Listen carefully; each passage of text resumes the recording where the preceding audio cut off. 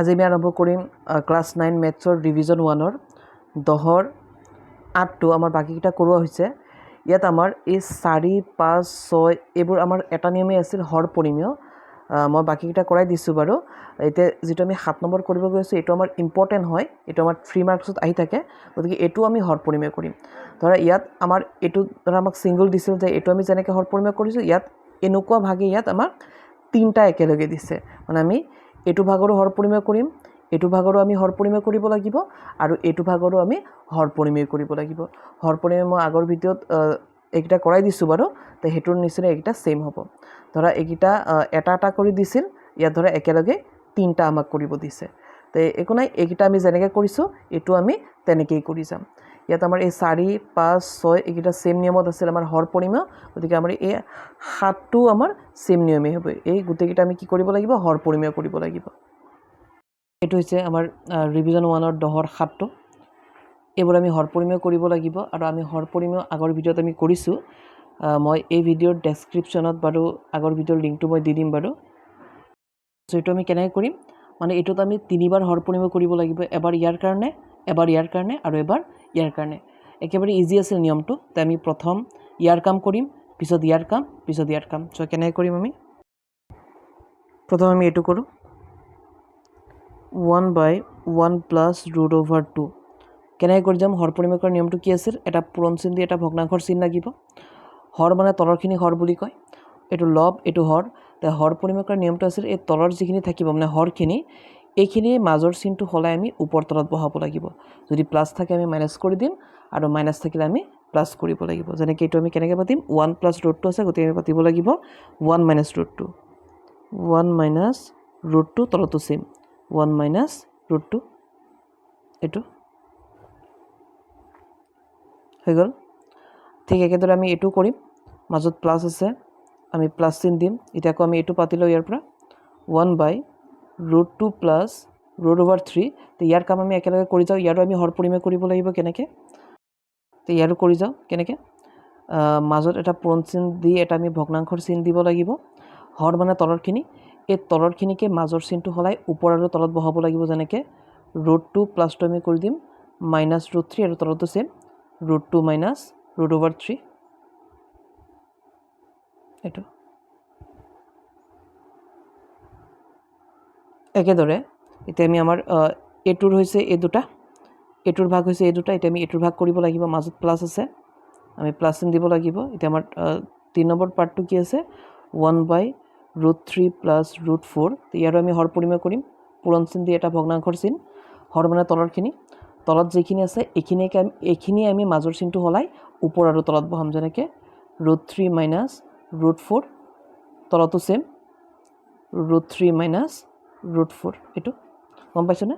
মানে হৰ পৰিমেয় কৰিম, ধৰা 3বাৰ কৰিম, এবাৰ ইয়াৰ কাৰণে কৰিম, এবাৰ ইয়াৰ কাৰণে, এবাৰ ইয়াৰ কাৰণে। ইয়াৰ ভাগ হৈছে এই দুটা, ইয়াৰ হৈছে এই দুটা, আকৌ ইয়াৰ হৈছে এই দুটা। আমি কৰি যাওঁ, প্ৰথম ইহঁত দুটাৰ ইয়াত কৰিম, পিছত আকৌ ইহঁত দুটাৰ আমি ইয়াত কৰিম, আকৌ প্লাছৰ ঠাইত প্লাছ, আকৌ ইহঁত দুটাৰ আমি ইয়াত কৰি দিম। হৈছে? চ' কেনেকৈ কৰিম? আমি জানো যে হৰ পৰিমেয় কৰিলে তলত সদায় আমাৰ কি সূত্ৰত যায়? a² - b²। মনত ৰাখিবা, হৰ পৰিমেয় কৰিলে আমি তলত সদায় এইটো সূত্ৰত পেলাব লাগিব। এইটো আমি a ধৰিম, এইটো b, এইটো a, এইটো b। তোমাৰ হৈ আছে a + b whole into a - b। তোমাৰ সূত্ৰ হ'ব a² - b²। a হ'ব 1, b হ'ব √2। মনত কৰিবা তলৰ গোটেইকেইটা ভাগ আমাৰ এইটো সূত্ৰতে যাব, a² - b²। তাৰ প্ৰথম আমি এই দুটা কৰোঁ, এইটো a, এইটো b। আমাৰ সূত্ৰ হৈ আছে a² - b²। b হ'ব √2, ওপৰত হোল স্কুৱাৰ, ৰুট থাকিলে আমি হোল স্কুৱাৰ দিব লাগিব। আৰু ওপৰত কি হৈ আছে? 1 - √2 লগত 1 পূৰণ হৈ আছে। তো কেনেকৈ হ'ব? 1 - √2 এগুণ 1 - √/2। এতিয়া আমি এইটো ভাগ কৰোঁ, এইটো a, এইটো b, এইটো a, এইটো b। আমাৰ সূত্ৰ হৈ আছে a + b whole into a - b, same a² - b²। a হ'ব √2, b হ'ব √3, মানে এইটো a²। a হ'ব √2 হোল স্কুৱাৰ - b হ'ব √3 হোল স্কুৱাৰ, এইটো। আৰু ওপৰত কি হৈ আছে? 2 - √3 লগত 1টো পূৰণ হৈ আছে।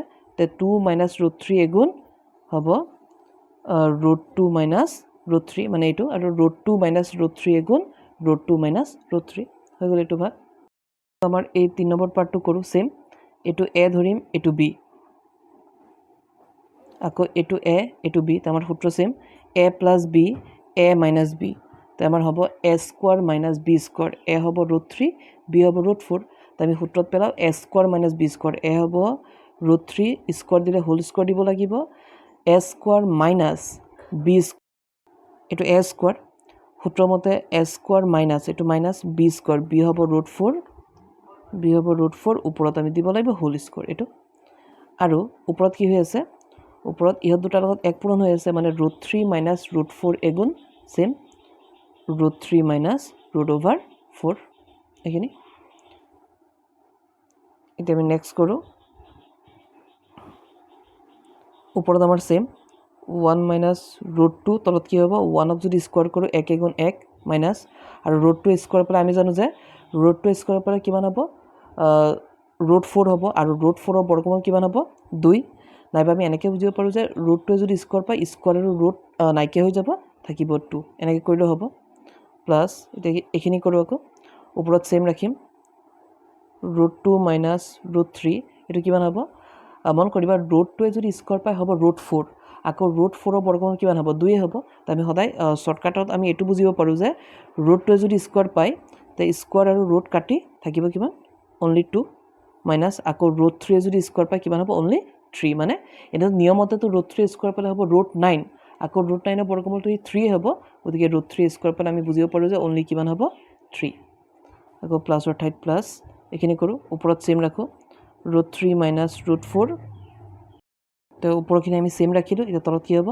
ৰুট 3 স্কোৱাৰ পালে মই কৈছিলোঁ যে ৰুট 3 স্কোৱাৰ পালে ৰুট 9 আকৌ ৰুট 9ৰ বৰ্গমূল 3 নাইবা আমি এইটো বুজিলেও হ'ব যে ৰুট 3 স্কোৱাৰ পালে হ'ব অনলি 3 মানে ৰুট 2 নাইকিয়া হৈ যাব মাইনাছ আকৌ ৰুট 4 স্কোৱাৰ পালে কিমান হ'ব এনেইতো ৰুট 4 স্কোৱাৰ পালে 4 4 গুণ 16 মানে ৰুট 16 আৰু ৰুট 16ৰ বৰ্গমূল আকৌ 4 গতিকে আমি এনেকৈ বুজিম যে ৰুট 4 স্কোৱাৰ পালে ৰুট কাটি কিমান থাকিব অনলি 4 এতিয়া আকৌ আমাৰ তাৰ পিছৰ লাইনটো হ'ব এইটো ওপৰখিনি সেম 1 মাইনাছ ৰুট অভাৰ 2 আৰু তলত বিয়োগ কৰিব কৈ আছে 1ৰ পৰা যদি আমি 2 বিয়োগ কৰোঁ তো আমাৰ কিমান হ'ব 1ৰ পৰা 2 বিয়োগ কৰিব নোৱাৰিম তো আমি 2ৰ পৰা যদি 1 বিয়োগ কৰোঁ কিমান হ'ব আমাৰ মাইনাছৰ 1 কাৰণ মাইনাছৰ বেছি আছে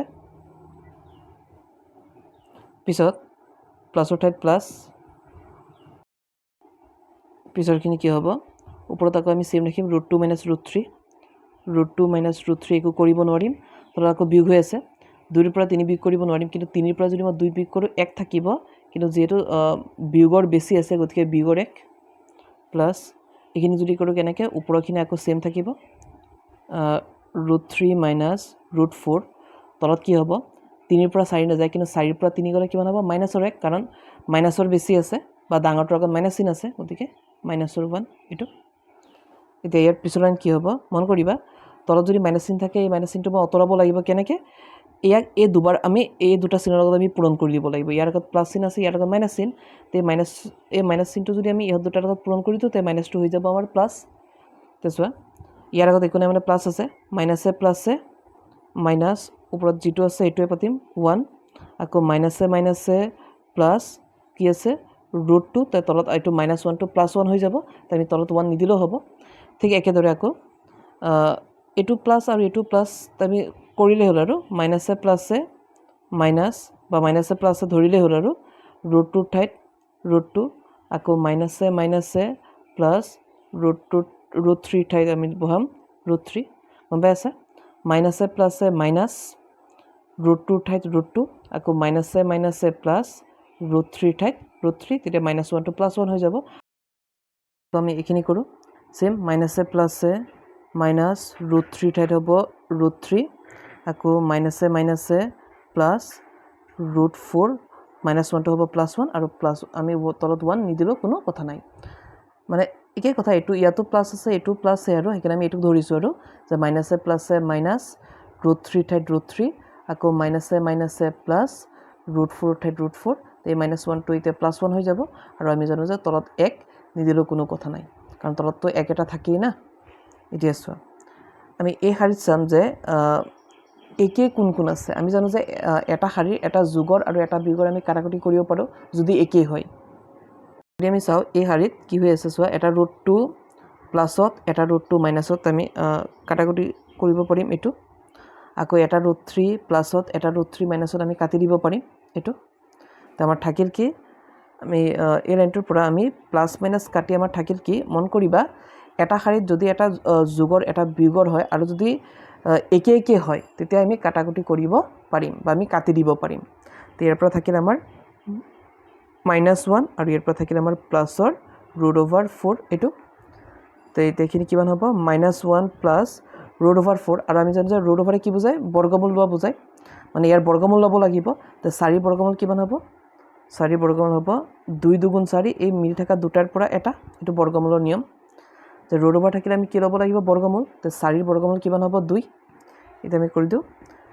মাইনাছে প্লাছে মাইনাছ মানে মাইনাছ কৰিব লাগিব বা এটা নিয়ম আছিল যে চিন দুটা যদি বেলেগ হয় আমি সদায় বিয়োগ কৰিম চিন দুটা একে হ'লে যোগ কৰিম আৰু চিন দুটা বেলেগ বেলেগ হ'লে আমি বিয়োগ কৰিম মানে যেহেতু চিন দুটা বেলেগ বেলেগ তো আমি বিয়োগ কৰিব লাগিব তো 2 ৰ পৰা 1 বিয়োগ কৰিলে কিমান হ'ব 1 যেহেতু যোগৰ বেছি গতিকে ইয়াতো আমাৰ যোগ চিন এইটোৱে এইটো অংক আমাৰ 3 মাৰ্কছত অহা দেখা যায় গতিকে এইটো আমি ভালদৰে কৰিব লাগিব ইয়াৰ নিচিনাই সেম নিয়মৰ আৰু এটা অংক আছে বাৰু তো আমি এইটো যদি আমি পাৰোঁ আমি বাকী অংককেইটা আমি কৰিব পাৰিম